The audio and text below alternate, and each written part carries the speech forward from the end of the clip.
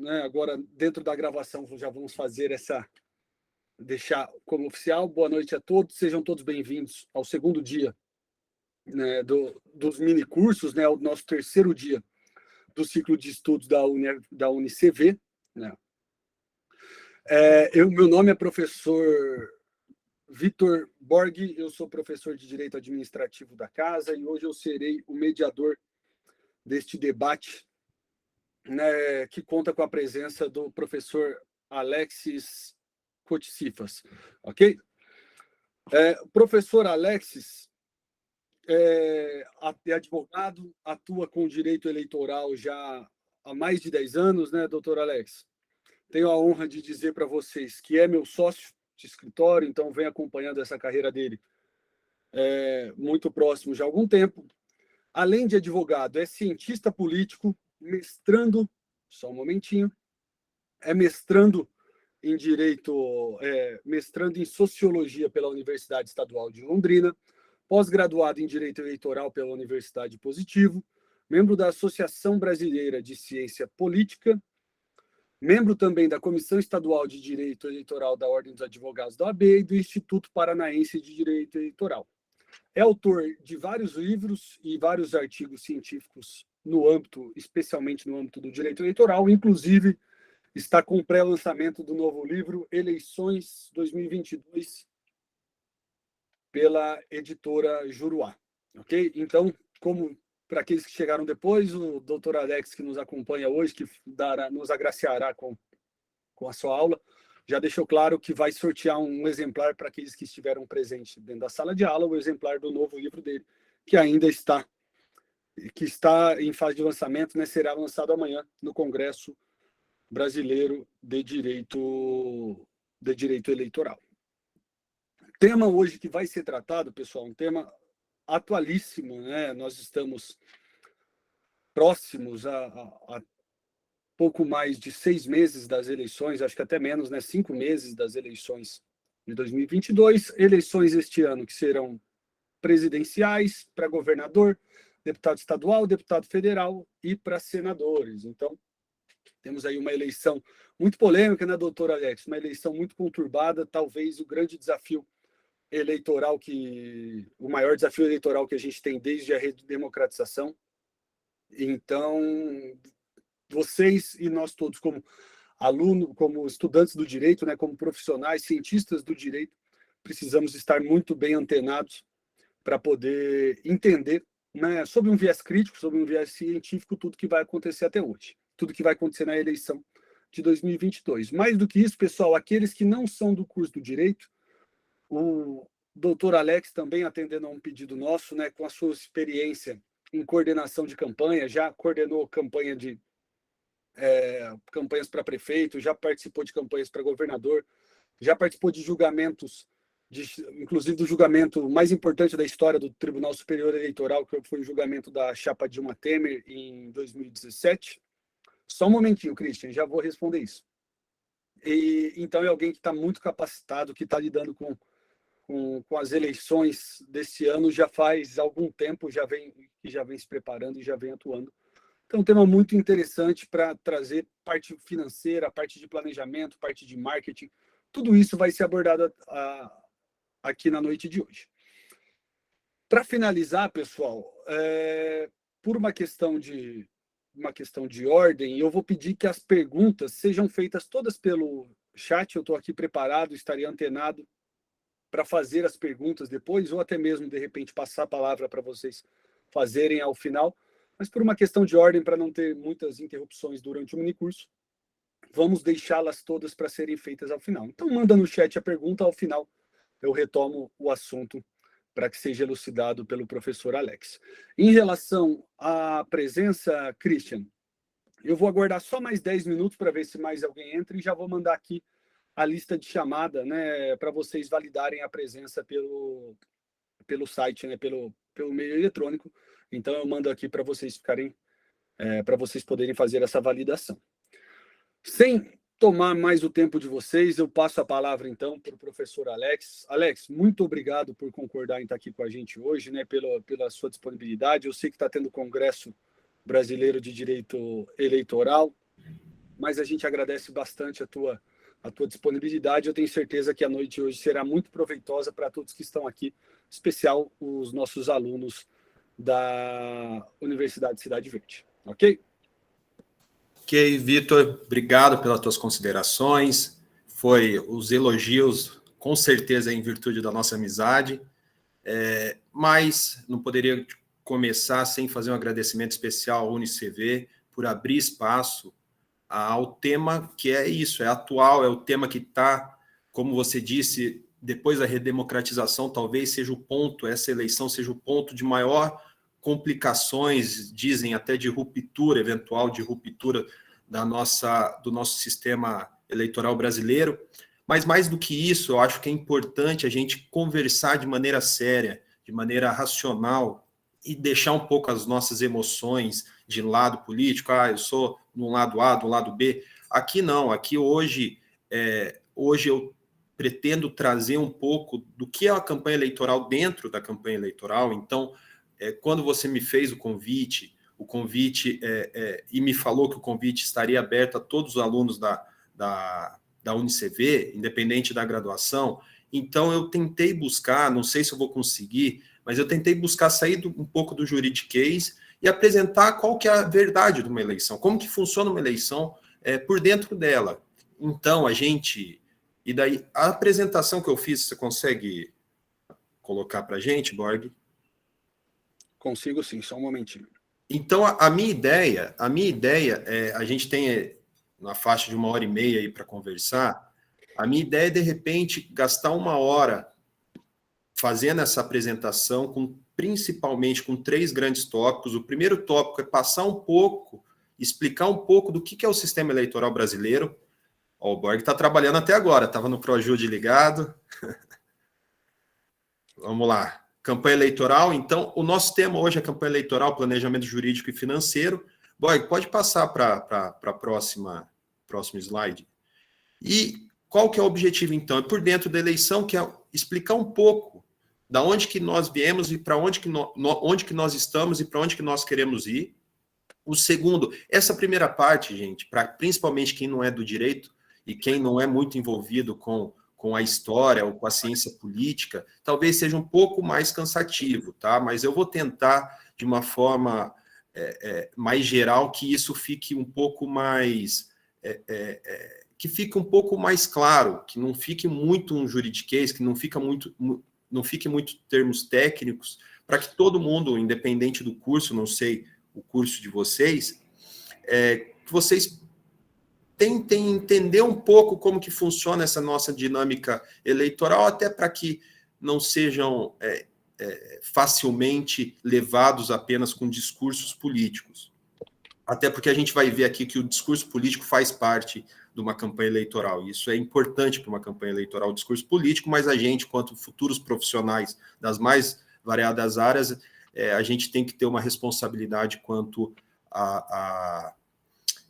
ao nosso dever de cidadania.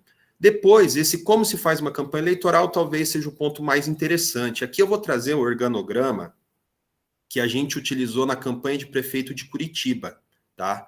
Na campanha de prefeito de Curitiba, eu apresentei para o candidato a prefeito à época, que é um candidato que foi para o segundo turno, acabou perdendo a eleição para o atual prefeito de Curitiba, e a gente fez ali o organograma com toda aquela estrutura. Só que isso a gente já replicou em todas outras esferas administrativas. Então, desde Maringá, outros municípios que a gente atende, governo, campanhas de Senado, é muito parecido, tá? Até as campanhas presidenciais, elas são muito parecidas. Então, isso é muito interessante. Eu vou tentar aqui apresentar para vocês como é a campanha eleitoral por dentro dela. Na terceira parte, a terceira parte é um pedido até da instituição para a gente apresentar como funciona a questão financeira de uma campanha. Como funciona não só a arrecadação de recursos, mas também no que as campanhas acabam gastando mais, tá? Consegue, Borg? Só um momentinho aqui que eu estou me perdendo, né? Eu estou tentando deixar. Isso que eu pedi para ele fazer, porque eu falei, eu sou horrível nisso. Só um momentinho, já vamos lá. Mas Mas, enfim, vamos continuando, então, até ficar pronto os slides. Eu já vou começar, então, puxando um pouco da história. A nossa história, eu trouxe ali, vocês vão ver alguns anos que são simbólicos para a justiça eleitoral, para o que nós somos hoje quanto justiça eleitoral. E o primeiro, boa noite para quem está chegando, e o primeiro deles em relação à primeira eleição. A primeira eleição acontecida no Brasil, eu acho que isso é importante ser dito, foi em 1532. Os primeiros relatos, alguns historiadores e cientistas políticos acreditam ainda que foi antes disso. Mas o primeiro relato que se tem em relação às eleições é de 1532, o que mostra, gente, obviamente, a história do Brasil é muito anterior à chegada dos portugueses, mas o que mostra que, assim que a história nos aponta que assim que teve a chegada dos portugueses, começam os relatos históricos que nós utilizamos hoje. Então, assim que tivemos os primeiros povoados no Brasil, nós já tivemos eleições. Então, por mais que digam que o nosso espírito pode ser antidemocrático, não é. Nosso espírito é democrático. Desde 1532, nós temos eleições no Brasil, alguns períodos foram interrompidos, alguns períodos, eleições, por exemplo, presidenciais, foram de forma indireta, principalmente na época do regime militar, mas fato é que nós temos na nossa essência, e por isso que eu coloquei essa data, nós temos na nossa essência a democracia como um todo. Porém, que é importante destacar, que está lá em 1828, que está escrito voto livre, voto censitário. Por que eu coloquei isso? Porque, por mais que nós temos na nossa essência esse espírito democrático, o voto censitário, gente, para quem não sabe, o voto censitário é quando eu segmento uma parcela da população e não deixo ela votar. Certo? E o voto censitário acompanhou nós em todos os momentos. Só que em 1828 fica claro ali que há uma lei em que a lei diz, olha, mulheres não votam, negros não votam, determinado nível econômico, ou seja, pessoas devem possuir determinado quantia em bens para ter direito ao voto. E o voto censitário, infelizmente, assim como a democracia está na nossa essência, o voto censitário também está na nossa essência. Só para vocês terem uma ideia, o Brasil só permitiu o voto feminino há exatos 90 anos, que foi na criação da Justiça Eleitoral, que eu já falo um pouquinho sobre a criação da Justiça Eleitoral. O voto feminino, por exemplo, em outros países, já no século XIX, em 1800 e tanto, outros países democráticos já começaram a ter o voto feminino. Então, 40 anos muda muito. Vamos pensar aqui que a gente está pós-redemocratização, a gente tem 30 anos. Só 30 anos já teve muitos avanços em relação ao sistema político eleitoral. Então, gente, outro destaque também que eu acho importante, para vocês terem uma ideia, os analfabetos só puderam votar no Brasil em 1985, há 30 e poucos anos. Até então, os analfabetos eram proibidos de votar. Imagina que hoje o analfabetismo ainda é alarmante no Brasil, os dados diminuíram muito ao longo dos últimos anos, mas ainda é alarmante. Imagina até 1985, o que representa isso de pessoas que não poderiam exercer a sua cidadania. Fora que, eu não vou ficar me alongando nisso, mas fora que havia voto de cabresto, havia o coronelismo, havia o patrimonialismo, enfim, haviam várias formas de fraude e corrupção eleitoral, e a justiça, por que eu estou dizendo isso? Porque a justiça eleitoral no Brasil, ela é única. Quando a gente vai fazer o direito comparado, o direito eleitoral comparado, ou a ciência política comparada, e estudar sistemas eleitorais via mundo, a gente vê que a justiça eleitoral brasileira é única. Ela pode ter alguns defeitos, mas fato que ela é única. Por que ela é única? Ela foi criada naquele conceito em 1932, pós-revolução 1930. Eu estou falando um pouco rápido esses fatos, Borg, porque eu acho que aqui não é o maior interesse para a palestra de hoje, mas é importante fazer esses apontamentos, tá? A Justiça Eleitoral, então criada em 1932, ela vem para tentar resolver todos os problemas da República Velha. E com isso, ela deu um poder à justiça eleitoral que é diferente de todos os outros países do mundo, ou praticamente de quase todos os outros países do mundo. Por quê?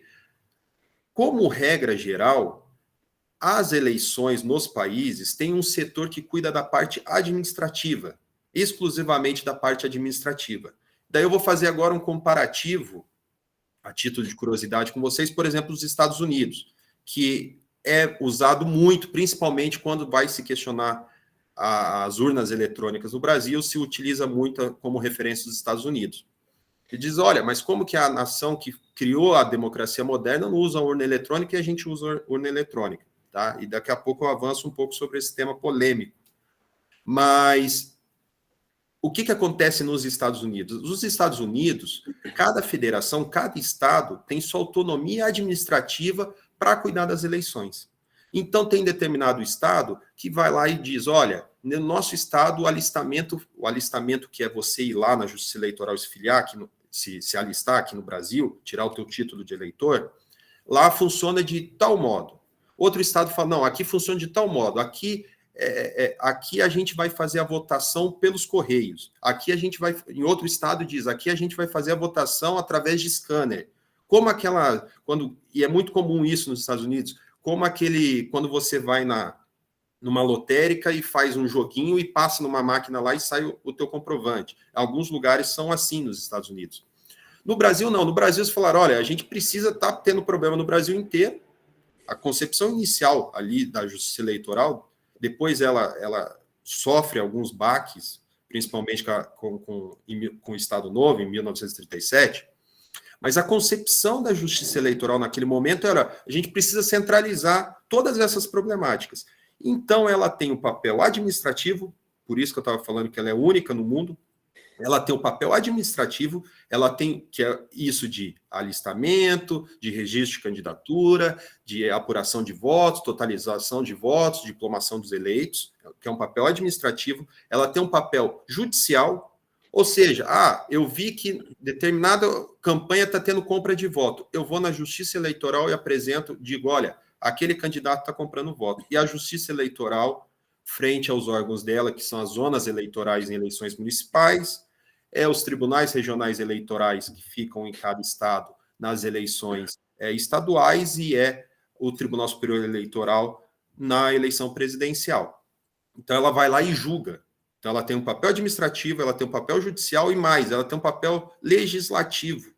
A Justiça Eleitoral, ela solta resoluções todos os anos, disciplinando desde propaganda, de pesquisa, de arrecadação e gastos de campanha. Então, ela tem um papel muito fortalecido. Isso foi desde 1932, foi se modificando, mas fato é que a Justiça Eleitoral hoje no Brasil tem muita força. Tá? Por isso que eu estou colocando isso, para que vocês entendam o papel da Justiça Eleitoral no Brasil. Em 45, eu coloquei monopólio dos partidos, porque é um tema sempre polêmico, que é o tal da candidatura avulsa. Olha, eu quero ser candidato a presidente, por que eu não posso ser candidato a presidente? Um partido tem que me validar. Em 1945, houve, muito por conta do Partido Comunista do Brasil, tá? Houve muitos movimentos ali naquele momento de que não poderiam ter candidatos avulsos de partidos políticos. E alguns partidos políticos foram excluídos do rol de partidos registrados no Tribunal Superior Eleitoral. Então, gente, a partir de 1945, só pode ser candidato quem é filiado a partido político. E isso é um tema que sempre está à tona. Então, sempre está à tona, inclusive com o próprio presidente Bolsonaro, em um momento que ele não estava se identificando com nenhum partido e queria, inclusive, ser candidato avulso, dizia, não, dizia ele, não, eu não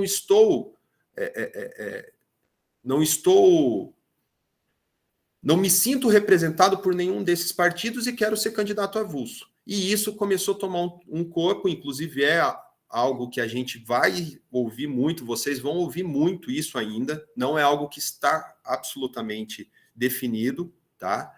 Mas é importante que vocês saibam.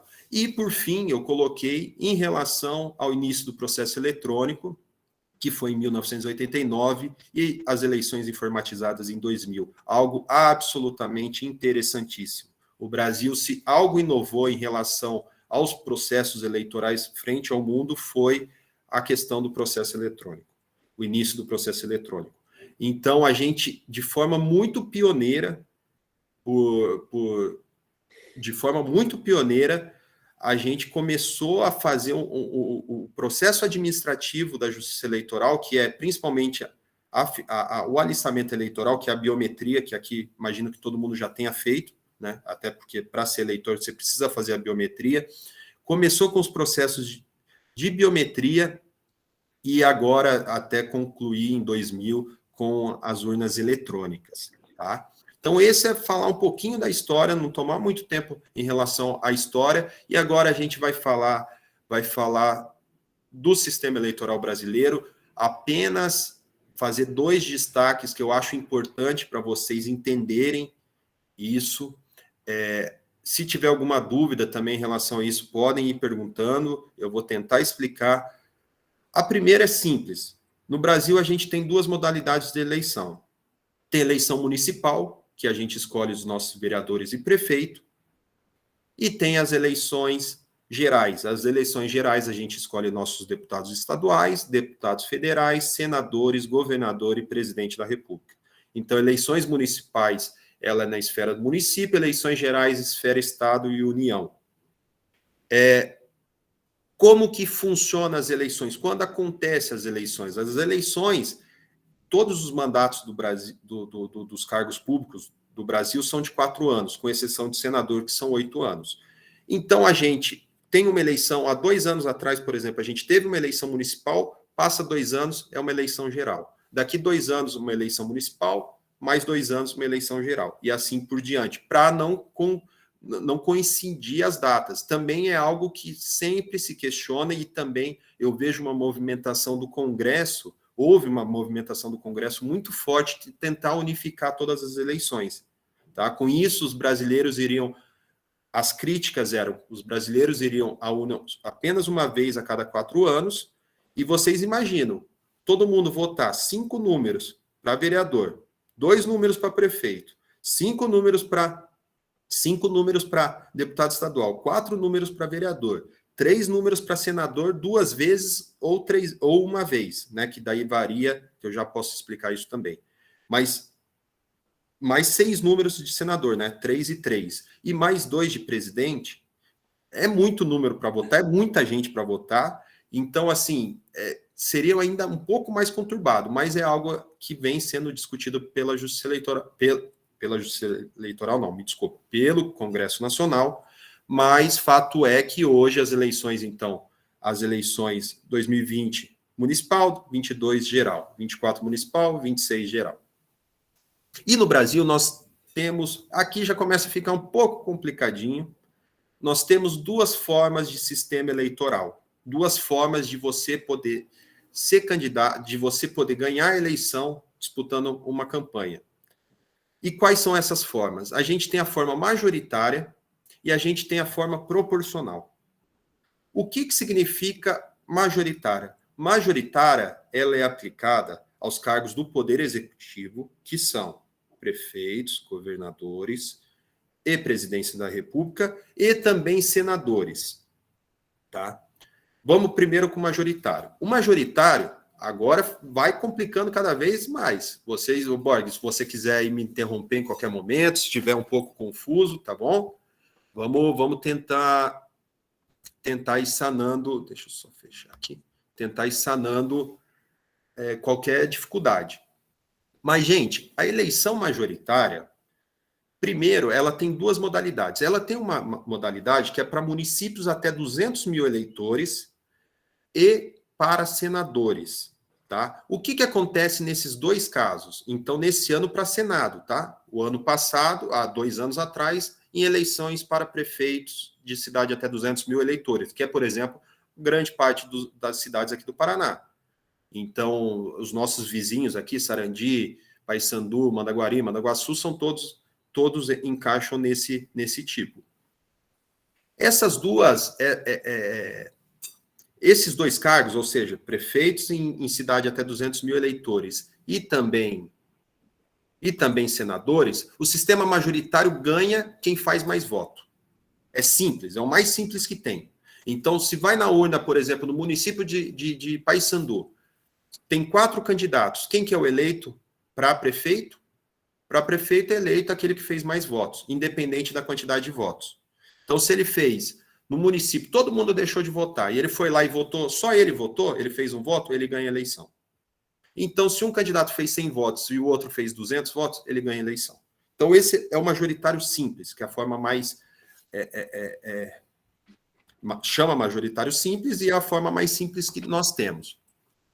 O segundo tipo de majoritário, e eu estou passando isso, gente, eu sei que às vezes pode parecer um pouco confuso e tudo, mas é importante para a gente se situar dentro das eleições desse ano. Majoritário, até porque a gente vai votar, é preciso que a gente saiba. A gente vai votar e precisa entender como que ganha a eleição, quem que ganha a eleição. E a outra forma majoritária é prefeitos em cidades acima de 200 mil habitantes, tá? Que é o caso de Maringá, governadores e presidente da República. Como que funciona nesses casos? Nesses casos, se a eleição é sempre no primeiro domingo do mês de outubro, chegou no primeiro domingo do mês de outubro, abriram as urnas e nenhum dos candidatos que estão disputando nessas cidades acima de 200 mil eleitores, governador, nenhum candidato a governo, nenhum candidato a presidente, faça mais de 50% dos votos, nós temos automaticamente um segundo turno, que é marcado para o último domingo do mês de outubro, com os 2 candidatos mais votados. Isso quer dizer o seguinte, supondo que nessa eleição, o candidato A, ele faça mais, ele sozinho, faça mais do que a soma de todos os outros candidatos, automaticamente ele é eleito no primeiro turno. Que foi exatamente o que aconteceu, por exemplo, no município de Maringá. No município de Maringá, na última eleição, o candidato que ganhou, Ulisses, ele fez mais votos que os outros candidatos. Por isso que teve um turno só. Mas supondo que, nas eleições presidenciais desse ano, o primeiro candidato faça 40% dos votos, o segundo faça 30% dos votos e o terceiro 20% dos votos, certo? Automaticamente vai para o segundo turno, que acontece no último domingo do mês de outubro, e disputa o candidato que fez 40%, o candidato que fez 30% dos votos. E é uma eleição absolutamente nova, certo? E daí ganha, obviamente, porque são só 2 candidatos, um vai fazer mais votos que o outro. E se não fizer? Até vou falar isso, é uma curiosidade. E se não fizer? E se der empate? Se der empate, a gente, né, Borg, a gente advogou para o município aqui do Paraná, que foi o único município do Paraná que deu empate. E daí, quando eles nos ligaram ali, logo depois da eleição, desesperados, e agora? Ganhamos ou perdemos? Infelizmente, eles perderam, porque no município que a gente advogou, que é Caloré, a candidata, ela era mais nova. Então, no caso de empate, ganha o mais velho, certo? Então, essa é a forma do sistema majoritário de segundo turno. Agora, o sistema proporcional é um sistema muito complexo, é um sistema que vem sendo questionado há muito tempo, tá? Porque no sistema proporcional não necessariamente ganha aquele que faz mais voto. Por que isso? Porque no sistema proporcional, gente, eu vou dar um exemplo aqui, tá? Só para tentar ficar ficar mais fácil a compreensão. Supondo que no Paraná a gente tenha 4 milhões de eleitores. No Paraná, a gente tenha 40 cadeiras para deputados estaduais. Eu pego esses 4 milhões, é cálculo, é matemática. Espero que tenha alguém da matemática aqui para me ajudar. A gente pega 4 milhões... Aí, ó, o Fábio. O Fábio vai me ajudar, então. A gente pega 4 milhões de eleitores e divide pelo número de cadeiras, que é 40 cadeiras. Nisso dá um cálculo de 100 mil votos. Ou seja, a cada 100 mil votos eu consigo uma cadeira. Só que nenhum candidato, é muito difícil um candidato fazer 100 mil votos. Então você junta todos os candidatos do partido, supondo, partido A, ele foi lá, o partido A junto, ele fez 400 mil votos. Automaticamente, quem entra no partido A? Entra o primeiro, o segundo, o terceiro e o quarto mais votado. E daí o que acontece, que é aquele efeito que todo mundo conhece como efeito Tiririca, que ficou muito famoso como efeito Tiririca, do primeiro candidato vai lá e estoura, ele faz sozinho 399 mil votos. E o segundo colocado faz 500, o outro faz 300, o outro faz 50. E daí acontece de com 50 votos a pessoa se tornar deputada, tá? no Brasil, isso vem sendo, esse sistema proporcional é aplicado para vereadores, para deputados estaduais e deputados federais, para o nosso poder legislativo. Isso vem sendo muito questionado, então também é algo que tem que ser dito. Muita gente defende que, olha, são 40 vagas, os 40 mais bem votados entrem, tá? Isso tem um questionamento muito grande em relação à representatividade dos partidos menores, tem vários fatores que também a gente não vamos alongando muito aqui, não. Curiosidades. Curiosidades, eu poderia colocar 20, 30 curiosidades sobre as eleições e sobre o nosso sistema eleitoral brasileiro. Mas eu coloquei uma porque eu tenho certeza que vocês vão, quem fica em rede social, quem acompanha um pouco o Facebook, WhatsApp, Instagram, vocês vão ver, que é o tal do voto nulo. Eu confesso que eu já passo mal, já, porque toda eleição alguém me manda isso. Fala, olha, acabei de receber aqui que... acabei de receber aqui que se 50% das pessoas mais um votarem nulo na eleição, vai ter nova eleição. Então, assim, eu não quero, supondo, na eleição presidencial, não quero Bolsonaro, não quero Lula, não quero Tebet, não quero Ciro, não quero nenhum deles. Eu vou lá e vou votar nulo. E daí sempre começa uma mobilização de pessoas que não querem mais aqueles políticos ou os candidatos que se apresentam para a urna e para os candidatos que se apresentam para a urna, né? E daí começa a surgir esse boato, tá? E esse boato, essa fake news, ela tem base no artigo da lei eleitoral, que é o artigo 224 do Código Eleitoral, que diz que, no caso da Justiça Eleitoral anular 50% ou mais de votos numa eleição, teremos novas eleições no prazo de 20 a 40 dias. Alguma coisa assim, tá? Só que, o que é esse voto anulado pela Justiça Eleitoral? É o voto em caso de compra de voto, abuso do poder econômico, abuso do poder político, tá? É casos em que a Justiça Eleitoral diga, olha, aqui houve caso de corrupção, houve fraude, houve, por exemplo, Caixa 2, que o termo técnico é arrecadação e gastos ilícitos de campanha, mas que é conhecido popularmente como Caixa 2, e daí a Justiça Eleitoral vai lá e anula a votação daquele primeiro colocado, e daí automaticamente nós teremos novas eleições.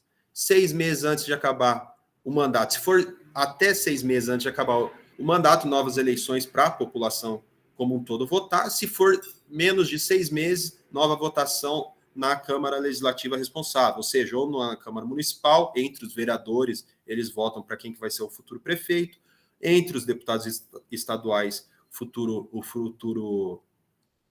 futuro governador, e entre o Congresso Nacional, o futuro presidente da República, tá? Mas isso aqui eu só falei porque eu tenho certeza absoluta que vocês ou já receberam ou vão receber, que é muito comum. Borg, vamos lá. Agora, gente, essa parte aqui eu acho que seria talvez a melhor contribuição que eu poderia dar para vocês no dia de hoje.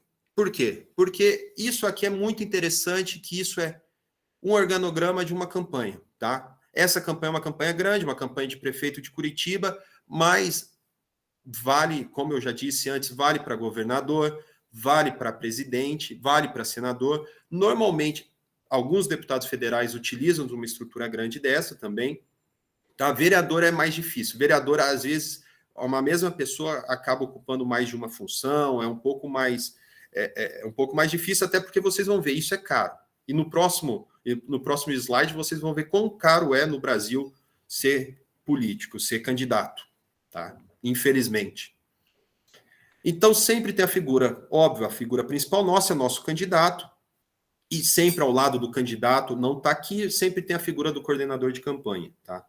Que é a pessoa que acaba sendo responsável e cuidando de todas essas pequenas etapas para se ter uma campanha eleitoral. Isso aí, quem um dia for trabalhar em campanha, eventualmente se alguém aqui trabalha, se quiser, eu mando esse organograma que a gente fez, sem problema nenhum.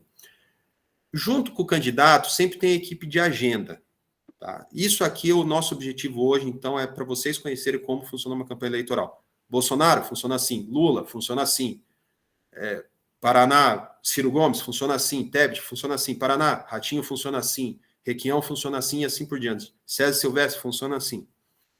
E as campanhas de prefeitos também funcionam assim.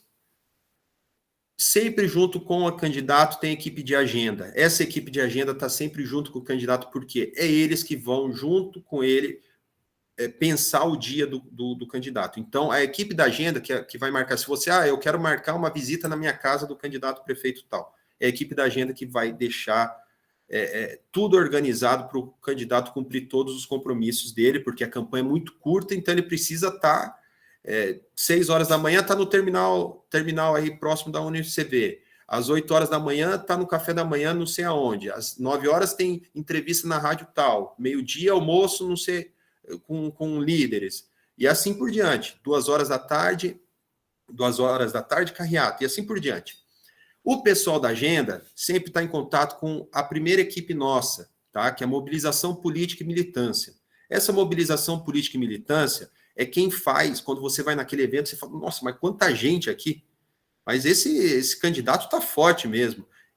Quem cuida disso é a mobilização política e militância, que é quem faz isso, quem acompanha a agenda do candidato para que sempre o candidato tenha o apoio da população. Então, é aquele pessoal, aqui envolve tanto aquele pessoal que, no termo técnico que a gente usa no direito eleitoral, que é a formiguinha, que é as pessoas que trabalham entregando o santinho, com bandeiras nas praças, enfim, até as pessoas, por exemplo, que são apoiadoras daquele candidato. Então, olha, eu vou fazer um candidato, aqui, nesse caso, foi dividido em 2 regionais e distrito, então, olha, eu vou fazer uma caminhada na Regional 1. A equipe de mobilização e militância da Regional 1 vai providenciar que o candidato chegue lá com todas as honrarias.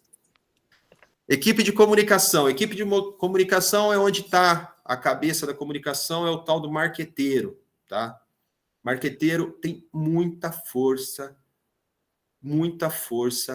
nas decisões, todas as decisões de campanha. O marqueteiro é quem vai pegar as pesquisas eleitorais, ele vai desenhar as pesquisas eleitorais e entender o que o candidato precisa se portar, como o candidato precisa se portar. Sei, acho que nem... Posso dar alguns exemplos, Borg? Pode? Claro. Bom, então vou dar um exemplo do Lula e um do Bolsonaro, para eu não correr nenhum risco aqui de ser taxado por um dos lados. Então, vamos lá. O exemplo do Lula, por exemplo. Ó, Cleiton. Então, Cleiton, vou dar um exemplo do Lula para vocês. O Lula começou-se a criar uma movimentação de que o Lula... Olha, vocês estão vendo o que está acontecendo com o Biden? O Biden foi eleito já idoso. E o Biden, ele está começando a ter sinais ali de que ele não aguenta aquele baque, não. Tá? Popularmente, estou falando isso popularmente. E começou-se a criar que o Lula, por ter também não ser um jovem, né, já ser um senhor, o Lula também, se eleito fosse, ele também não aguentaria o baque. Automaticamente, o que a equipe de marketing do Lula fez? Vocês podem, colocam na internet aí, publicaram 2 fotos que foram assim, mataram, para mim, assim, eu que gosto de marketing político, acho que foi muito interessante. Uma foto ele de uma sunga, uma praia, forte, assim, bem, razoavelmente bem, e outra ele fazendo uma academia, tá? Então, ou seja, malhando de sunga, exatamente, é isso aí, Cleiton.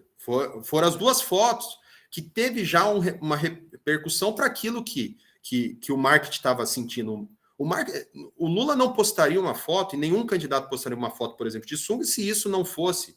E a gente tem que ser aqui, gente, a gente está falando em academia de forma racional, tá? Sem movido a paixões. Então, normalmente há esse peso e contrapeso. Por exemplo, outro movimento. Bolsonaro, agora do Bolsonaro. O Bolsonaro perdeu, há uns 6 meses atrás, ele perdeu muita popularidade, acabou perdendo muita popularidade, não, perdeu uma popularidade significativa num público que estava com ele, que é o público católico, tá? Não os evangélicos. Os evangélicos estão com ele, o público católico acabou perdendo um público muito grande. E o que Bolsonaro fez? Ele fez vários movimentos. Então, se vocês procurarem lá, por exemplo, na internet também, Tem o Bolsonaro, por exemplo, na marcha em Belém, com a imagem de Nossa Senhora. Vários movimentos também que ele fez para que, olha, praticamente o marketing dele dizendo o quê? Olha, o Bolsonaro é um presidente de todos. Vocês católicos entendam que o Bolsonaro é presidente de vocês também. Ele está com uma imagem, não é porque ele é evangélico que ele não vai, ele vai prejudicar de forma alguma a religião católica. Então, assim, é muito polêmico, tá? Tanto é que eu vou passar rapidinho essa parte da comunicação, mas é muito polêmico. O que eu queria dar são exemplos do que acontece no dia a dia. O marqueteiro, então, essa figura essencial para uma campanha eleitoral, e vocês vão ver lá na frente que quem mais dos gastos, um gasto muito grande é voltado para a equipe de comunicação. Normalmente tem duas equipes, tem a equipe de rádio e TV, que é a produtora que cuida daqueles programas eleitorais que a gente vê na TV, que são inserções ao longo do dia, e o programa que acontece na hora do almoço e na janta, no final do dia, né, à noite, e internet. O pessoal de internet daí que cuida das redes sociais dos candidatos, tá? Então, que cuida, que faz os posts, que vê, sente o que está acontecendo ali. Olha, o pessoal está criticando muito tal coisa, vamos trabalhar nisso, tá? Então, normalmente tem essas duas equipes trabalhando na parte da comunicação. Logística e infraestrutura, rapidamente, é aquele pessoal, olha, tem uma agenda em tal lugar, precisa de cadeira, precisa de copo, precisa de microfone, precisa de computador, o que precisa é a equipe de logística e infraestrutura que prepara. Jurídico, quer falar o jurídico, Borg? O Borg é especialista, o Borg ficou falando da minha parte quanto advogado eleitoral, mas ele não falou que ele também é um baita advogado eleitoral, ele tem uma expertise e trabalha já há muito tempo com eleições, é um grande profissional na área. Eu só ia fazer a correção do que você disse, de que o jurídico é a parte mais importante da campanha. Fora isso, nada, entendeu? Pode seguir aí com a palestra. Não, mas eu tenho que defender que o jurídico é a parte mais importante, né? Mas, enfim, o jurídico tem uma importância muito grande nas eleições. Muito grande nas eleições. Por quê? É o jurídico que cuida do controle, ali está ataque e defesa. Ataque é o controle que uma campanha faz sobre as outras. Então, se eu sou contratado do candidato Bolsonaro, eu vou lá vigiar absolutamente tudo que está acontecendo em relação às outras campanhas. Por exemplo, outro exemplo que aconteceu, teve um festival, né, o Lollapalooza, e foram lá, não lembro, enfim, quem que fez, alguém estava com uma bandeira do Lula, alguma coisa. Foi alguma cantora, acho que a Pablo Vittar. Certo, aí, tá vendo? Pegou. Então, a Pablo Vittar foi lá com uma bandeira do Lula, etc., no evento que era privado e tudo, e isso, para a campanha do Bolsonaro, estava caracterizando propaganda eleitoral antecipada. Então, a campanha, o jurídico do Bolsonaro, vai lá e aciona o TSE. E o TSE diz, realmente isso não poderia, e determina que isso seja proibido, que qualquer outro cantor fizesse qualquer manifestação em benefício de um determinado candidato. Então, o ataque é basicamente isso, tá? A defesa daí já seria, nesse caso, por exemplo, o pessoal do Lula, que diz, não, aqui não tem propaganda irregular, é livre manifestação individual do artista, Então, o ataque e defesa é basicamente isso, é um controle que uma campanha faz sobre a outra. Comitê anti-fake news que a gente usou lá e acaba sendo usado em vários lugares, isso aqui é o seguinte, serve muito para a rede social. Então, esse comitê anti-fake news, ele conversa lá com o pessoal da internet, tá? Por quê? Esse comitê anti-fake news é só para pegar coisa na internet. O pessoal publicou lá no Facebook, Instagram ou WhatsApp falando alguma barbaridade do teu candidato e você entra na justiça eleitoral. Normalmente se tomam 3 caminhos. O primeiro caminho é em relação à justiça eleitoral, que você tenta descobrir e normalmente descobre, inclusive, perfis anônimos, tá? A gente tem vários mecanismos de chegar na pessoa que publicou e você, então, prevê ali a exclusão daquele post, e daí, tanto, isso é algo que é muito interessante, Facebook, Instagram e WhatsApp, nas últimas eleições, passaram a adotar uma posição de que a Justiça Eleitoral determinou a exclusão, a gente vai obedecer, tá? Já tiveram lá atrás alguns problemas de desobediência em relação a não cumprimento de decisão judicial, mas isso acabou. Então, você pede a exclusão e multa na parte eleitoral. Só que daí tem outras duas partes que estão envolvidas nesse comitê anti-fake news, que é a parte de cível, que é a reparação por danos morais. Então, você entra com uma ação de indenização por danos morais contra a pessoa que falou o que for, e a parte criminal, que você entra com uma queixa-crime, que é uma modalidade quando há um crime contra a honra, contra a calúnia, difamação, injúria contra determinado candidato. Por que que isso não está junto? Só como essa parte jurídica é a parte que a gente atua mais, porque esse comitê anti-fake news é muito volume. Isso é volume. Isso não é estratégia de campanha. A estratégia de campanha é ataque e defesa. São estratégias, por exemplo, o impacto desse caso da Pablo Vittar do Lollapalooza. Deu impacto gigantesco a nível Brasil. Agora, por exemplo, se o Bolsonaro processar alguém porque falou alguma coisa dele na rede social, ou o Lula processar alguém porque falou alguma coisa na rede social, não tem impacto algum.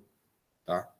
Mas é preciso fazer isso porque há um efeito, eu diria que há quase um efeito pedagógico, porque as pessoas ainda acreditam que a internet é terra de ninguém, e não é. E não é. Pessoal de eventos, já estamos quase em 8 horas, mas vamos lá. Prometo que eu vou tentar dar uma aceleradinha, gente. Pessoal de eventos, então, que cuida dos eventos macros de campanha, tá? Que é comício, eventos de arrecadação, que foge um pouco da mobilização política e militância, tá? Que cuida mais dos eventos macros. Pesquisa eleitoral, muito interessante. Pesquisas eleitorais, hoje é alvo de muitas críticas, mas fato é que todas as campanhas, absolutamente todas as campanhas que disputam efetivamente uma eleição em um cargo forte, como um cargo de governador, um cargo de presidente, utiliza muito de pesquisas internas de intenção de votos. Por quê? Há duas modalidades.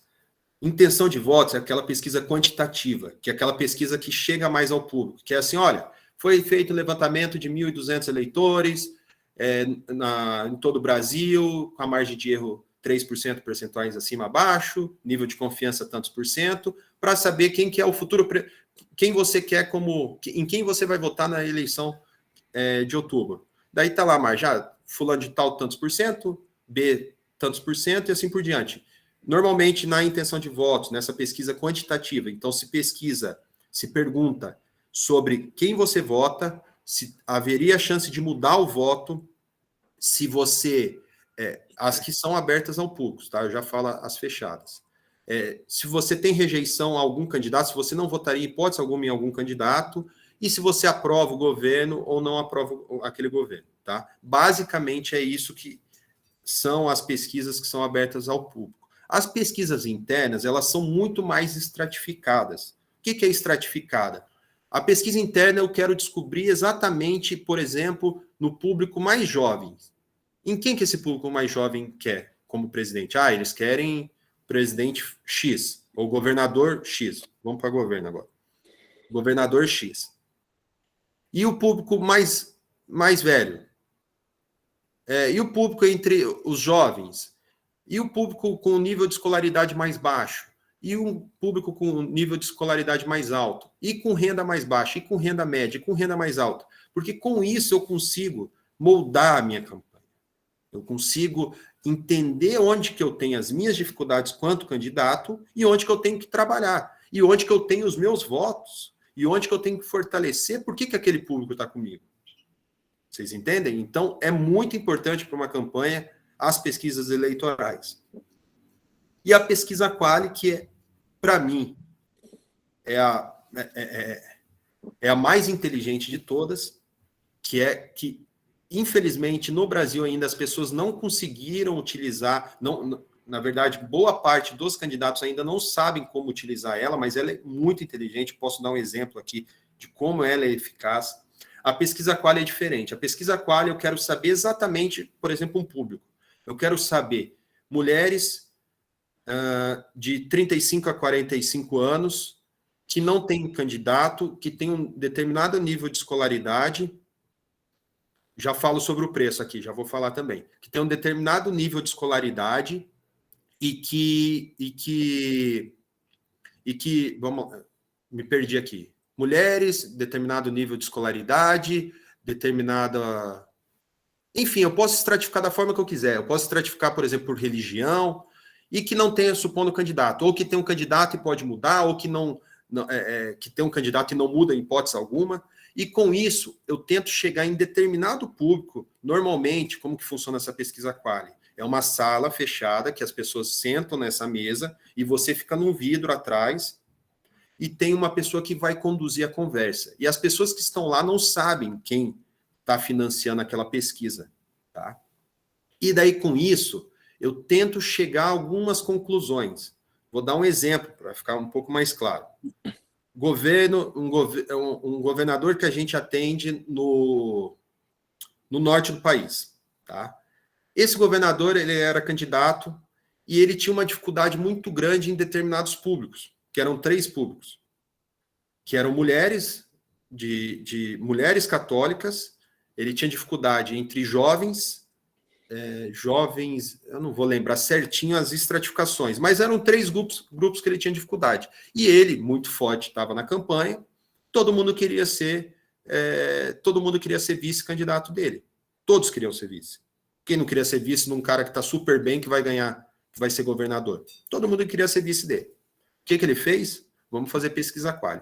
Vamos colocar todos os grupos que eu tenho dificuldade, que a pesquisa de intenção de votos já apontava que eu tenho dificuldade.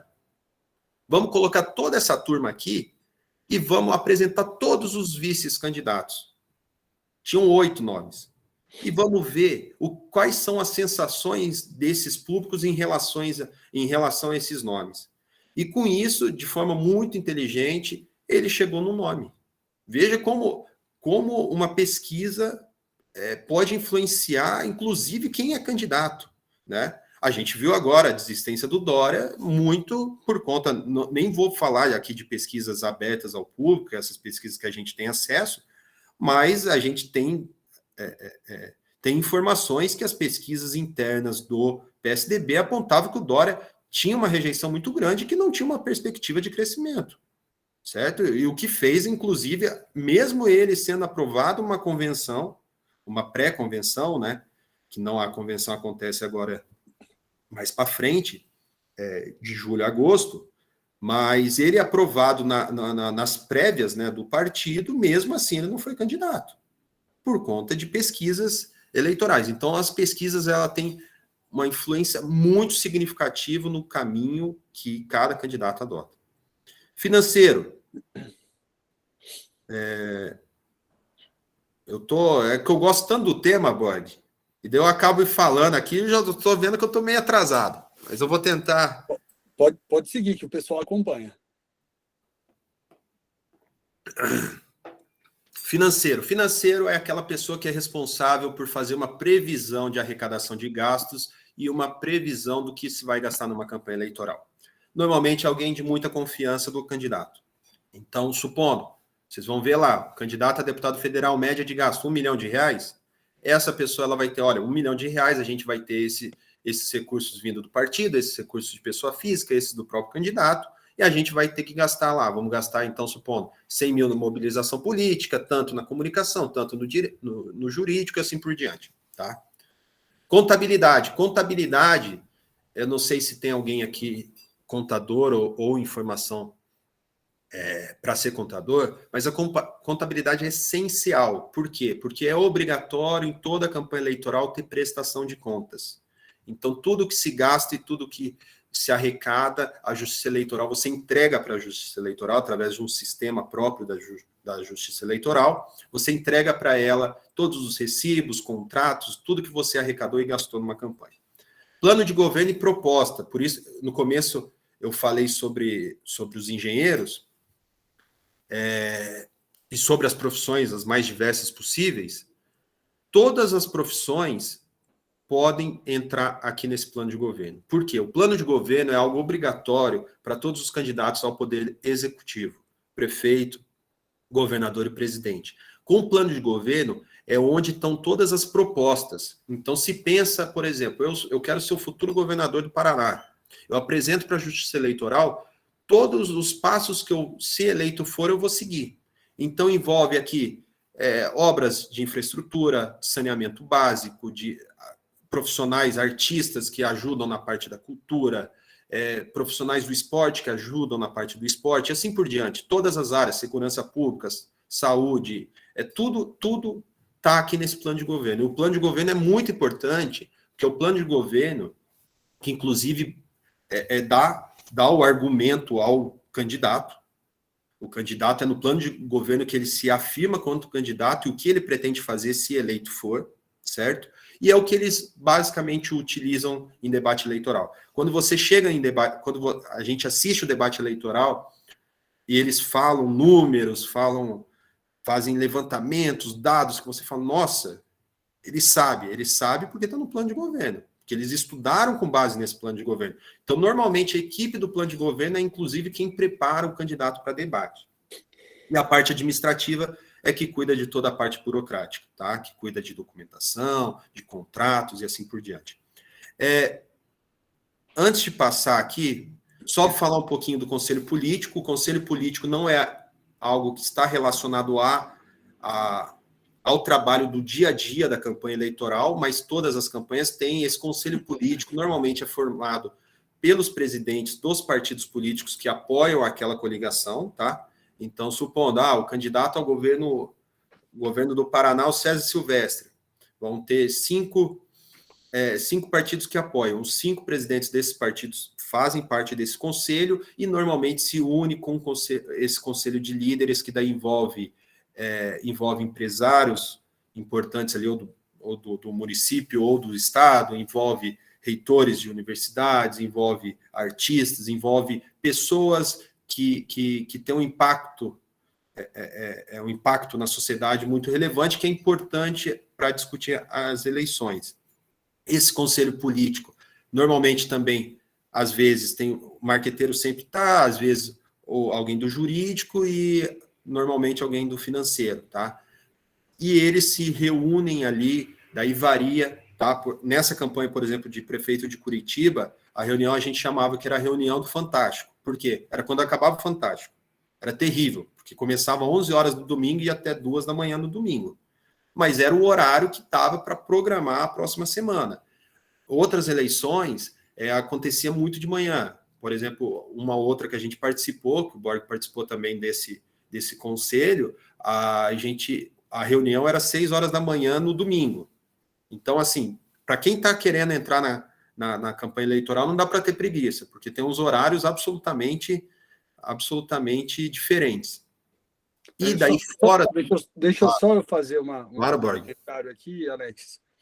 São horários que têm uma coisa em especial em comum, né? Todos esses horários. São horários em que o candidato não tem eventos. Então, essa reunião ela precisa ser feita em um momento que não vai atingir, não vai prejudicar a campanha do candidato. Então, é de domingo às 11 da noite, qualquer dia às 6 da manhã. São horários em que não tem eventos marcados aí pela equipe, pelo pessoal da agenda ou pelo mesmo pessoal de eventos. Então, essa é a grande intenção desses horários alternativos. Isso mesmo. Fora aqui, para encerrar essa parte aqui, fora isso, tem também, toda campanha tem um comitê de crise. Infelizmente, tem esse comitê de crise, porque crise tem em toda a campanha, das mais variadas possíveis. Então, por exemplo, uma aqui que eu participei do governo do estado, aqui do Paraná, só para dar um exemplo, para vocês verem como que é variado as crises que acontecem, né? Um cabo eleitoral nosso estava com uma bandeira, estava panfletando numa praça famosa de Curitiba, a Praça da Espanha, e ele foi assassinado. Olha como é sério o negócio. Ele foi assassinado. Então, automaticamente chama o comitê de crise para tomar já todas as medidas iniciais. Então, suspensão de campanha, apoio à família. Então, a gente teve que ir na delegacia de homicídio, até para entender se era um crime político. No final, se provou que não tinha nada a ver com as eleições. Mas, então, essas crises sempre tem um comitê anticrise ali que não está aqui, mas que toda a campanha também tem, tá bom? Podemos passar, Borg. Agora, quanto custa para se eleger no Brasil? Quanto custa e com que os candidatos gastam recursos? Vamos lá. Média de gastos, eu coloquei a última eleição geral, para que vocês tenham a base, tá? Então, para cargo, a média no Brasil, para governador, 6,6 milhões de reais. Então, uma campanha para governador no Brasil custa, em média, 6,6 milhões. Senador, 2,1 milhões. Deputado federal, 1,3 milhão. Tá? Inclusive, no Paraná é isso. E deputado estadual, 373 mil. Então, note-se que campanhas no Brasil é muito caro. Muito caro. A campanha presidencial não está aqui porque não tem um gasto médio, porque quem ganhou foi só o Bolsonaro. Então, não tem a média. Aqui a média pega todos os estados e se fez a média, né? Mas é muito caro. Todas as campanhas são muito caras. Até porque eu mostrei agora há pouco como que funciona essa estrutura. Imagina uma estrutura toda dessa trabalhando, com profissionais, quanto maior a campanha, quanto melhor a campanha, com profissionais muito bons em cada área, né? Então é muito caro você ser político no Brasil. Infelizmente, o nosso sistema, ele prejudica pessoas, prejudica classes sociais a ascenderem ao poder. Fato é esse. Tá bom, gente? Tipo de despesas. A maior parte da despesa, então, de governador e senador é produção de programas de rádio e TV. Muito caro produzir. Só para vocês terem uma ideia, só fazendo um adendo rápido aqui. Programa de rádio e TV, você precisa, fora do programa, apresentar o programa, você precisa ter libras, acho importante, tem que ter. Mas isso é um custo muito alto. Você precisa ter autodescrição, que é você colocar você coloca algumas TVs lá e ele vai dizendo, apresentando tudo que está acontecendo, tá? Para cegos. E você precisa ter libras. Desculpa, libras eu já falei. Você precisa ter legenda, tá? Então, assim, são vários custos para que se produza um material. Então, quando a gente vê aquele material que a gente vai ver agora, vai ser constante, vai ligar a TV, você vai ver isso, a não ser que você não entre na televisão. Aquilo custa muito caro. E normalmente quem paga essa conta é os candidatos majoritários. Por isso que deputado estadual e deputado federal ele não tem quase nada, tá bom? Publicidade por materiais impressos, que é santinho. Então, gente, só para vocês terem uma ideia, quando eu estou falando aqui, por exemplo, de produção de programa, 30%, 30% na média de 6 milhões. Isso dá o quê? Dá 2 milhões e pouco. Então, se gasta, em média, no Brasil, 2 milhões por candidato só para fazer os programas eleitorais.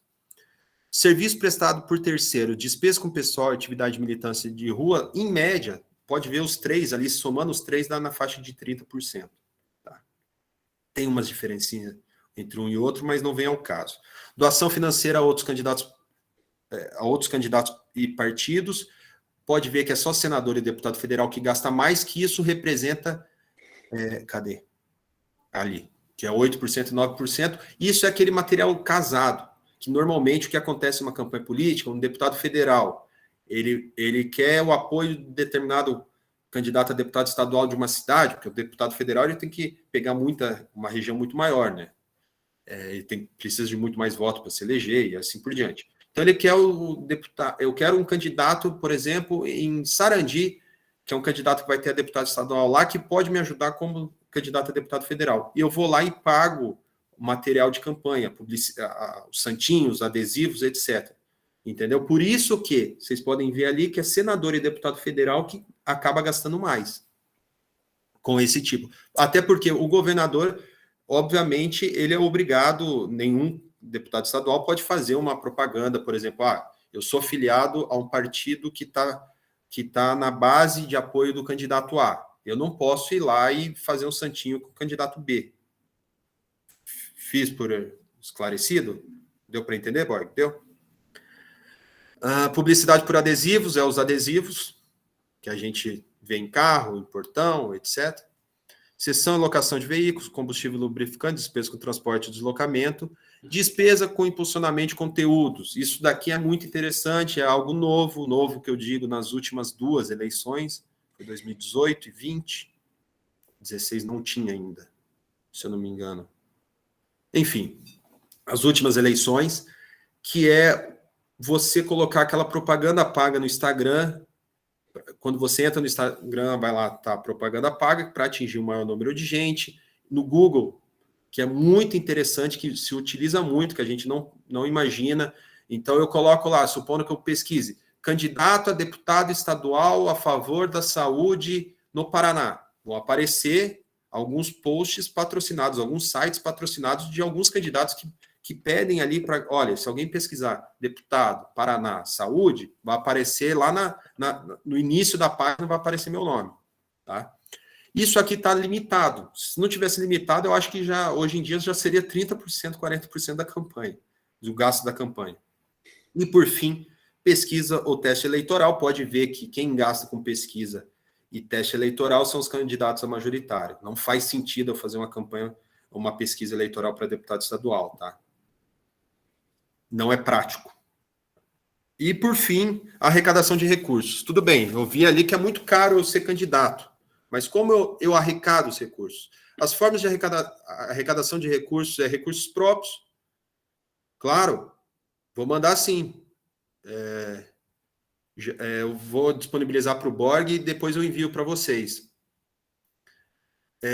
A primeira parte é de recursos próprios, que é o candidato ele pegar e gastar um percentual da campanha dele, ele pegar e gastar dinheiro dele na campanha dele. Esse percentual está limitado a 10% do limite de gasto para a campanha, tá? Eu não entrei muito em detalhes, mas toda campanha eleitoral, ela tem um limite de gasto imposto pelo Tribunal Superior Eleitoral. Então, por exemplo, vou dar um exemplo, prefeito de Curitiba é 10 milhões de reais.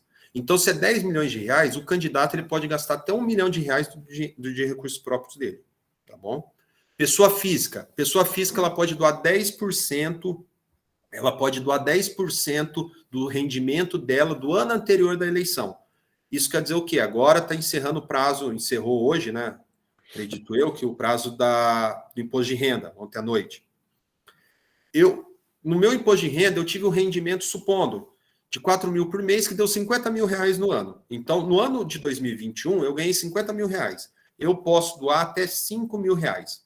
Eu não posso doar 5 mil reais, por exemplo, para o candidato a governador e para o candidato a presidente, 5 mil para cada. Não, eu posso doar 5 mil ao total. Posso doar 4 para um para outro, posso doar R$1.000 para cada, 1.000 para senador, 1.000 para governador, 1.000 para presidente, 1.000 para deputado estadual, 1.000 para deputado federal. Eu posso fazer o que quiser, mas limitado a 10%. Então, que daria, nesse caso, 5 mil reais.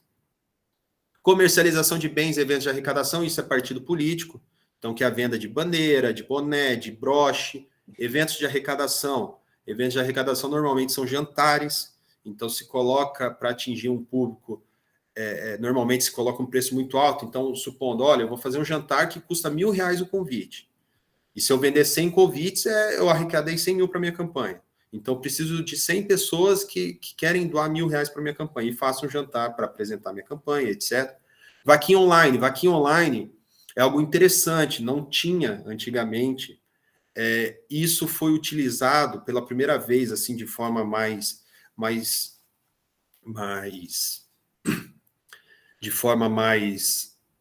evidente, foi na campanha da Marina, tá? A campanha da Marina utilizou isso, utilizou da vaquinha online e falou, olha, eu posso ser candidata, mas eu preciso de recursos de alguma maneira. E foi a forma que ela encontrou. Então, as pessoas vão lá e doam percentuais pequenos, cada um doa 5, outro doa R$10, outro 3, e assim vai somando.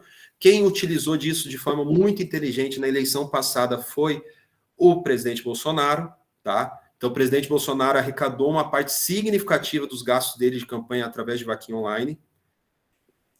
Só que normalmente não dá um resultado muito legal, porque assim, precisa muita gente do ano. Você tem também aquelas regras do 10%, tá?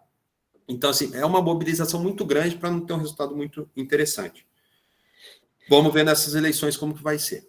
Fundo partidário. Fundo partidário é um fundo que a União disponibiliza a todos os partidos políticos, daí com base em alguns cálculos que varia o número de votos, o número de deputados, enfim, alguns cálculos, número de senadores, alguns cálculos, e cada partido político tem direito a um percentual que é para esse fundo partidário serve, por exemplo, manutenção da sede do partido, pagamento de água, luz, eventos partidários. Olha, o partido vai fazer uma mobilização aqui para filiação e participação política das mulheres. É desse fundo partidário e assim por diante. E se sobrar desse fundo partidário, eles podem estar em campanha. Agora, o que pega mesmo esse ano, vocês vão ouvir muito falar, é o tal do FEFEC. FEFEC é Fundo Especial de Financiamento de Campanha. Esse Fundo Especial de Financiamento de Campanha surgiu como uma resposta que até então, antigamente, pessoas jurídicas doavam. Alguns vão lembrar disso. Pessoa jurídica poderia doar. Então, a pessoa jurídica, por exemplo, ela poderia doar até 2% do faturamento dela do ano anterior. Então, assim, ela doava e era um valor considerável, as empresas doavam. Quando se proibiu, a Justiça Eleitoral se proibiu, e depois isso foi confirmado em lei, a doação de pessoas jurídicas, foi se pensando alternativas para uma campanha cara. As pessoas cada vez mais poucas querem doar, se ficar só recursos próprios, então só pessoas pessoas que têm muito dinheiro vão conseguir ser candidatos, e se pensou em alguma alternativa. E essa alternativa é uma alternativa muito polêmica, que é você utilizar de recursos públicos para fazer o financiamento de uma campanha eleitoral. E é mais polêmico ainda, porque isso surgiu há 4 anos atrás, em 2018, e foi 2 bilhões de reais, então foi utilizado 2 bilhões de reais, 1 bilhão e 800 milhões, acredito eu, mais ou menos isso. Na eleição de 2020 foi isso também, foi na faixa de 2 bilhões de reais, dividido, só que 2 bilhões de reais dividido para todos os candidatos a prefeitos e vereadores, enfim. É um valor muito considerável e feito uma divisão no Brasil inteiro. E nessa campanha houve um movimento, uma pressão, e esse valor que era 2 bilhões de reais foi para 4,9 bilhões de reais. Então é quase 5 bilhões de reais de recursos públicos para fazer o financiamento e para pagar aquela estrutura que eu mostrei logo atrás para vocês. Aqui eu coloquei os partidos que com mais de 2% desse percentual. Esse percentual também é feito com base, são alguns cálculos, tá? Que é com base nos votos obtidos na eleição anterior, no caso 2018, e número de deputados, tá? E um percentual, se eu não me engano, são 5%, que daí é dividido entre todos os partidos. E se chega a esses valores. Então, isso quer dizer o quê? União Brasil, 770 milhões de reais. União Brasil está mais próximo do 1 bi de fundo partidário do que de meio bi. Então, é 770 milhões de reais de fundo partidário, PT, 484 milhões, MDB, 356, PP, 338, PSD, 334 e o PL, 283. Vejam que as campanhas são caras, elas são estruturadas, e agora tem isso que é alvo de muita crítica, que é a arrecadação vinda dos cofres públicos. Pode passar, Borg. Eu acho que eu tentei, desculpa se eu fui meio acelerado, atropelei alguns conceitos, mas eu queria tentar apresentar essa visão de quem acaba trabalhando por dentro das eleições, que está nos bastidores. Espero que tenha atingido esse objetivo. E daí, Borg, eu não vi, é difícil para mim aqui entender, mas eu não vi as perguntas, só quando apareceu uma ou outra ali. Eu não sei como estão as perguntas, mas vamos lá, vamos tentar responder todas. Se não souber, eu invento daí. Fábio? Alô? Oi, Fábio, pode falar. Perfeito. Então, eu gostaria de agradecer o doutor Alex Cotsifas aí pela nossa aula de hoje, né? Acho que a gente pode falar assim, foi muito mais até do que um mero bate-papo, alguém que participou de muitas campanhas nos 3 níveis do executivo, nos níveis também, nos diferentes cargos do Poder Legislativo, e realmente, para a gente falar de uma campanha, trazer um contexto muito específico, não era o pensamento aqui, a nossa ideia na noite de hoje era justamente fazer um apanhado para conseguir entender, acima do que é possível fazendo uma campanha, mas a complexidade que envolve uma campanha jurídica. Eu estava aqui pensando nos exemplos que você utilizou do marketing, né? Como que tem a resposta quando vem uma frente, a gente pensa, não, o marketing vai fazer isso, mas a resposta de um movimento que está se iniciando, como você mencionou o caso do Lula, ligado ao Biden, e o caso do Bolsonaro com os católicos, essas respostas, pessoal, os partidos, os candidatos vão obter elas daqui uma semana, daqui 2 semanas, daqui 1 mês, daqui 2 meses. Por quê? Porque existe uma complexidade muito grande em cima disso. Às vezes você consegue pegar um problema muito pequeno e já eliminar ele logo de cara e você não ter uma resposta. Às vezes a tua resposta é suficiente ou não é suficiente para lidar com aquilo e vai virando uma bola de neve. E isso que a gente está falando há 6 meses das eleições. Imaginem quando essas coisas acontecem, faltando 2 semanas para as eleições, faltando 10 dias para as eleições, em que essa complexidade fica ainda maior, as crises são muito mais intensas, porque realmente está acabando o tempo o tempo de reação vai diminuindo bastante. Então, pessoal, eu vou deixar aberto aqui para as perguntas. Logo de cara, eu sei que o Cleiton fez uma pergunta muito prática aqui, que envolve a diferença de preço, né? Como que isso impacta no orçamento das pesquisas, como que isso impacta nos financiamentos das campanhas, as diferenças de preço entre as pesquisas eleitorais, entre a pesquisa quantitativa e a pesquisa qualitativa. Legal. Então, Cleiton, na verdade, o que acontece? A pesquisa qualitativa, que é aquela pesquisa que você está numa sala com poucas pessoas, essa pesquisa, por que ela sai caro? Porque ela não vai fazer efeito se você fizer pegar 5 pessoas, colocar numa sala, primeiro que você tem que pagar para aquelas pessoas, tá? Tem o instituto de pesquisa que você contrata, ela paga para aquelas pessoas comparecerem naquele dia. Não é uma vez que você vai fazer, que ali você vai ter respostas muito que conduzam a uma campanha como um todo. Então, assim, é uma demanda muito grande, se gasta muito em relação a isso. Só que, se você pegar, se eu for te dar um preço, por exemplo, numa pesquisa, agora eu vou dar um preço para vocês. Quanto que custa uma pesquisa, por exemplo, para governo do estado no Paraná? É uma pesquisa quantitativa, que é aquela pesquisa que sai em jornal, etc. Se eu pegar um instituto mais tradicional, ela custa na faixa de R$50 mil, tá?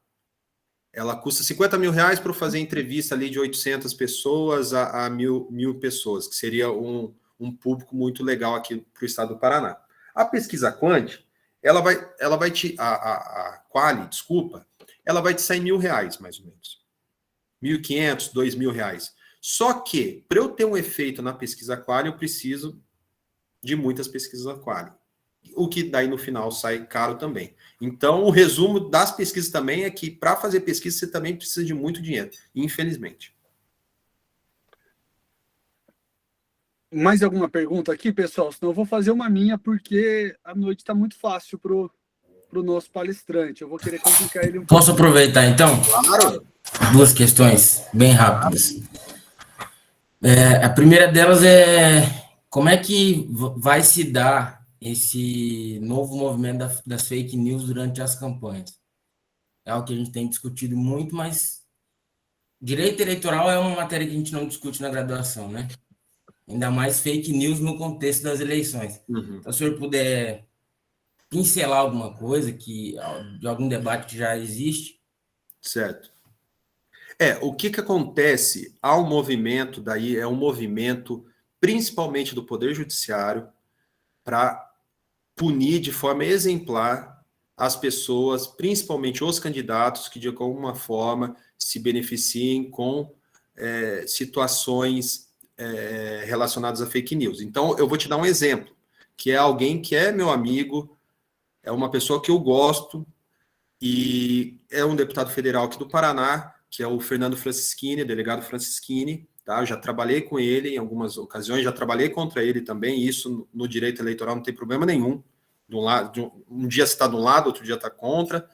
E o Francischini, ele teve a infelicidade de na última eleição, em 2018, ainda estava em processo de votação, e ele foi e e abriu uma live no Facebook e começou a descer a lenha, dizendo que, olha, estou recebendo informações. Foi mais ou menos isso. Não está mais gravando, né, Bor? Está gravando? Mas não tem problema, porque isso é público.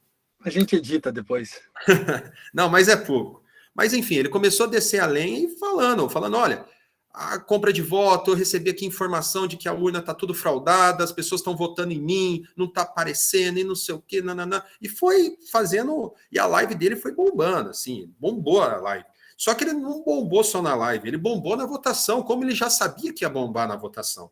E ele foi o deputado mais votado, deputado estadual mais votado, se eu não me engano, da história do Paraná. Ele ultrapassou o Ratinho Júnior, que até então era o Ratinho Júnior, e ele foi o deputado mais votado da história do Paraná com mais de 400 mil votos. Eu não acompanhei muita eleição aqui, eu não estava no Paraná, mas eu acho que foi isso, mais ou menos. A Justiça Eleitoral foi lá e cassou ele por fake news. Foi o primeiro deputado cassado pelo Tribunal Superior Eleitoral por fake news. Então, eu acredito, e isso, convenhamos entre a gente, isso é um recado muito bem dado, dizendo, olha, gente, vocês podem ter discurso político, porque faz parte de ter discurso político. É da natureza de um debate eleitoral você ter discurso político a favor ou contra a urna, dizendo, olha, tem que ter dupla verificação, não tem que ter dupla verificação, nosso sistema eleitoral não presta, mas quando eu começo a ofender, eu começo a construir um argumento muito forte em relação a uma coisa que não é comprovada, aí ele foi cassado, não foi por ele questionar as urnas, ele foi cassado, me lembro que eu assisti inclusive o julgamento no TSE, ele foi cassado porque uma frase que ele usou era o seguinte, Borg, você lembra? Calma aí. Não lembro. Eu vou lembrar da frase, não foi em relação à urna eletrônica, foi em relação... Enfim, daqui a pouco me vem, tá? Daqui a pouco me vem. Mas o resumo da ópera é o seguinte, o TSE não cassou ele por questionar, falar, olha, a gente precisa melhorar isso, a gente precisa... Ele dizendo, não, aqui é uma fraude, o Brasil é uma fraude, vocês estão acreditando numa fraude. E foi batendo nisso, que foi considerado pelo Tribunal Superior Eleitoral, foi considerado... Alexis, Oi. seria no caso de que a urna estava fraudada e tinha tentativa de votar? Isso, era alguma coisa assim, dizendo, olha... dando certo, né? Exata, era alguma coisa assim que foi provado depois que era absolutamente inverídico. Era assim, olha, lá na zona eleitoral ali do Marista, supondo aqui... Já entrando no tema aqui, pelo que eu me recordo, me parece que era um vídeo que mostrava uma tentativa de votar no presidente e não estava dando certo. Mas o vídeo, né, enfim, pelo que consta dos autos, era um vídeo que, no vídeo, a votação estava sendo para governador, e aí o número não batia. Ou seja, foi uma... o que levantou suspeita em relação ao processo. O resumo, Cleiton, para ser bem direto, o resumo assim, a Justiça Eleitoral está muito atenta a alguns movimentos. E principalmente a questão do fake news, para mim é um mistério. Eu, particularmente, lendo o caso, lendo o voto, entendi por que ele foi cassado, mas não concordo, tá? Não concordo por ele ser cassado. Por mais que eu entenda que é uma fake news o que ele falou. Por mais que eu entenda que é uma fake news, mas não acho que... Eu acho que o voto ainda tem que ter muita força. Então, não poderia... Isso é uma posição absolutamente pessoal, tá? Por mais que eu não concorde com o que ele falou, eu acho que ele não deveria ter sido cassado. Mas, respondendo para você, há um cenário sendo construído de que determinados personagens, se agirem com a divulgação de informações inverídicas, comprovadamente inverídicas, eles vão ser responsabilizados, até podendo ser com a cassação do mandato. Temos mais duas perguntas aqui, Alexis. A primeira é do Fábio, que é como fazer uma campanha para deputado federal com recursos escassos? O que não pode faltar? Boa pergunta. Que não pode faltar, primeiro, criatividade. Assim, inclusive a gente tem um cliente nosso, um amigão nosso, que vai ser candidato a deputado federal, e que também está nessa situação.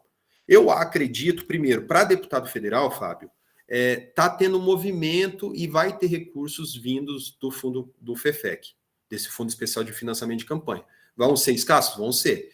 O que não faltaria para mim? Primeiro, estrutura em municípios, que é material de rua em municípios. Eu investiria em mobilização política em municípios. Não investiria em advogado, isso que eu sou advogado, hein?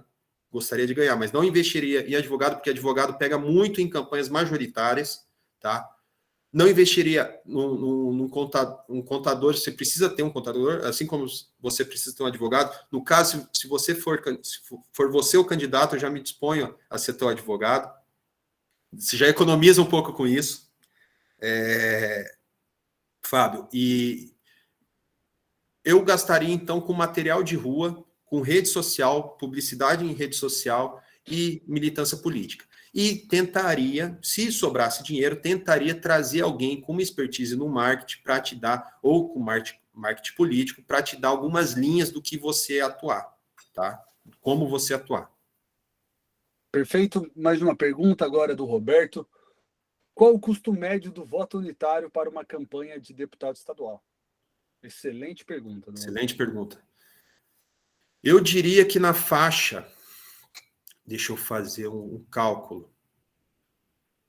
Na faixa de R$10, certo? Para uma campanha vencedora, média. Uma campanha disputando. Porque o que acontece? Para deputado federal, você vai precisar... depende muito, como eu falei lá no início, lembra? Não é o sistema majoritário, então não necessariamente ganha quem tem mais voto. Você pode ganhar com poucos votos se você conseguir entrar num partido bom. Então já era alguma coisa que já estava pronta, eu não sei qual partido seria. Então, eventualmente, por exemplo, nesse caso, dando o exemplo do caso do Francisquini, entraram deputados, por exemplo, com 20 e poucos mil votos. Ele, com R$200 mil, faz uma campanha de 200 mil, de 20 mil votos. É possível fazer uma campanha de 20 mil votos que foi eleito, entendeu? É claro que assim, a gente tem situações absolutamente diversas, tem situações de gente, a gente viu principalmente na última eleição, de pessoas que não usaram da estrutura tradicional de campanha, que é aquele cabo eleitoral, santinho, adesivo, etc., e focaram só na internet, que é muito mais barato, né? Mas, como regra geral, acho que na faixa de R$10 consegue fazer uma campanha boa. Perfeito, a gente encerra aqui então. Se tiver mais alguma pergunta, ainda dá tempo de mandar, pessoal. O nosso convidado reservou a noite inteira para atendê-los. Agora eu vou pedir para o professor Gilberto. Então, só para... Professor, me desculpe interromper. Só para arrematar. As urnas são seguras, né? A gente pode... Eu acho que é importante encerrar assim, que as urnas são seguras, que o processo é legítimo, para não cair nessa onda... eu falo nebulosa de fraude, de que o sistema não funciona. Duas coisas. Você, assim, como especialista, acho que pode dar esse recado, né? Com mais autoridade. Então, duas coisas que acontecem muito. A gente tem que diferenciar, como eu falei, o discurso político e efetivamente a prática política. Então, o discurso político faz parte, a gente tem que entender isso quanto cientista político, quanto alguém que está envolvido com a política, a gente tem que entender que faz parte do discurso coisas que, de repente, você não acredita de forma alguma. Mas fato é, e isso eu não falo por mim, tá? Eu vou falar, por exemplo, vamos pegar o maior alvo, o maior crítico das urnas, talvez seja a família Bolsonaro. Então, vou dar dois exemplos. Thiago Aires. Thiago Aires é advogado, meu amigo, advogado do Bolsonaro em 2018. Karina Cufa, advogada do Bolsonaro até hoje, possivelmente vai ser advogado de campanha. Tarcísio Carvalho, que é advogado do Bolsonaro, ex-ministro do TSE. Eu nunca vi, já participei em inúmeras palestras com ele, já conversei inúmeras vezes com eles, nunca vi ninguém questionando a urna eletrônica. Então, assim, a urna eletrônica, o debate dela é debate político, é debate para tentar angariar gente, para tentar deslegitimar eventualmente o resultado das eleições, mas fato é, e daí eu, assim, até por conta da hora, para não cansar muito, eu poderia ficar 20 minutos falando aqui por que as urnas eletrônicas são confiáveis. Não estou dizendo que a gente não possa melhorar, então eu vi que houve um movimento relativo a ter também a impressão, ou ter uma dupla verificação, só que isso tem que ser construído com o tempo. Não acho que alguém chegar e falar assim, olha, algo que a gente está 22 anos construindo, a pessoa chegar agora e falar assim, não, a partir de agora a gente vai mudar tudo e fazer... não acredito que esse seja o caminho. Mas não tenho dúvida e não conheço ninguém que trabalha com direito eleitoral, principalmente com direito eleitoral, sério, alguém responsável, alguém que já trabalhou em campanhas importantes, que questione as urnas eletrônicas. Perfeito. Professor Gilberto, você pode assumir agora?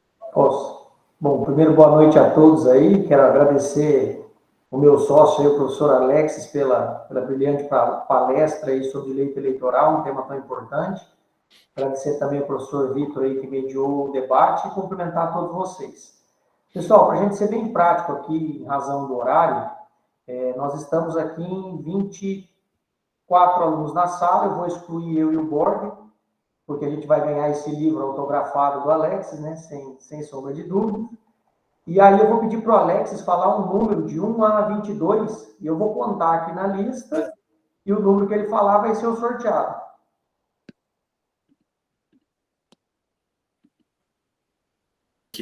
É muito complicado para um advogado eleitoral falar um número depois de uma palestra dessa, porque se eu falar alguns números ali, vão falar, não, agora é direita, esquerda, então vou pensar um número que não tem partido político.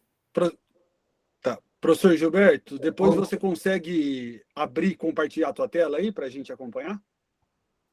Cara, deixa eu ver se eu sei fazer isso aqui, que eu não sou muito bom na tecnologia. Acho que do início, vai do início, Alexis. Quem primeiro entrou na sala, não, mas deu a já ideia do mexeu livro. ali. Eu vou contar aqui do lado. Aqui. Eu não sei se dá para compartilhar isso. Tá permitido aqui.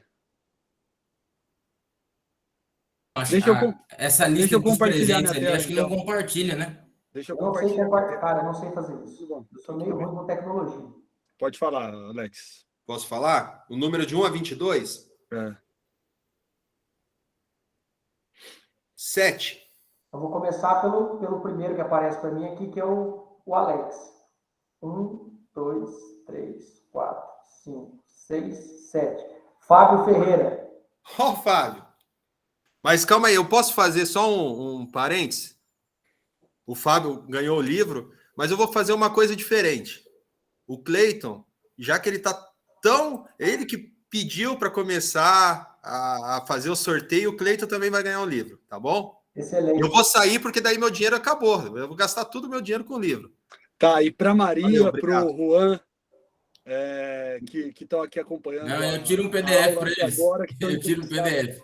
Opa, daí não pode direitos autorais. É claro, não, é brincadeira, não tiro não. Como que você pode fazer aí, vender o teu peixe, né? Fazer o teu negócio. Fala para eles onde que eles podem adquirir o livro, quando que vai estar disponível, o nome do livro para aqueles que chegaram depois. Bom, gente, eleições 2022, vocês podem até depois conversar com o Borg, mas vai estar no Amazon, Submarino, enfim, todas as plataformas. Só colocar já está no eleições pré-lançamento da Juruá, né? Está no site da editora Juruá, mas eu acredito que agora, como está lançando, a gente vai lançar amanhã e sexta lá em Curitiba, então acredito que na próxima semana já vai estar à disposição no Amazon, Submarino, enfim, todos esses sites de lojas americanas, todos os sites de compra pela internet. Chama Eleições 2022, agora no seu final, guia completo. Guia completo. Guia completo.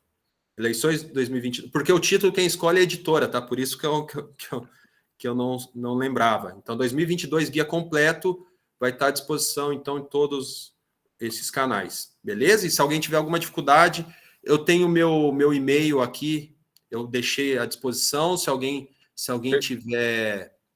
tiver alguma dúvida, quiser conversar comigo, quiser falar mais alguma coisa sobre o tema, eu estou à disposição de vocês, tá bom? Obrigado, o Cleiton já mandou aqui o link, está disponível. Pessoal, quem não assinou a lista, eu vou mandar aqui pela última vez. Se tiver alguma dificuldade, pode mandar um e-mail ali no endereço que o Cleiton mandou. Né? Deixa eu só rememorar aqui. Qual que é o e-mail?